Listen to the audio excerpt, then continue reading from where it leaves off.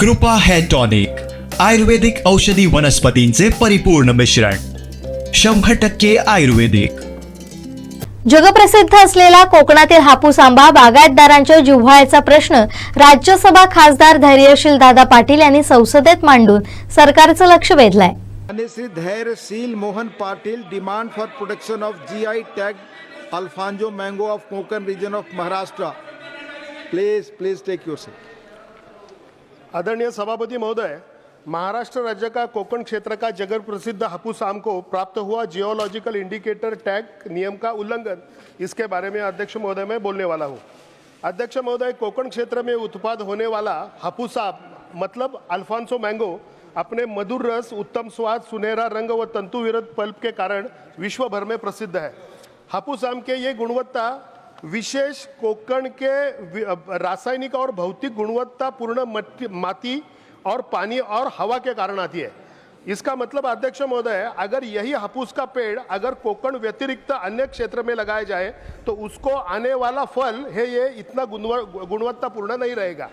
इसलिए अध्यक्ष महोदय, कई रिसर्च और इन्वेस्टिगेशन के बाद जियोलॉजिकल इंडिकेटर अधिनियम 1999 द्वारा GI रजिस्ट्री चेन्नई द्वारा महाराष्ट्र के कोंकण के 5 जिले जिसमें रायगढ़, रत्नागिरी, सिंधुदुर्ग, ठाणा और पालघर, इसमें पैदा होने वाला या इसमें हापूस के पेड़ को लगने वाला फल मतलब आम ही हापूस माना जाएगा, ऐसा अध्यक्ष महोदय माना जाता है। मतलब अध्यक्ष महोदय, अन्य क्षेत्र में लगाया गया हापूस जैसा पेड़ को आने वाला आम यह हापूस नहीं माना जाएगा। अध्यक्ष महोदय, जैसा लंगड़ा आम यूपी का उत्तर प्रदेश का रहता है उसे GI मानांकन मिला है, मालदा पश्चिम बंगाल का रहता है। इसका मतलब यह अध्यक्ष महोदय, अगर महाराष्ट्र में या कोंकण में लंगड़ा आम का पेड़ लगाया जाए या मालदा आम का पेड़ लगाया जाए तो उससे आने वाला फल मालदा या लंगड़ा नहीं माना जाएगा।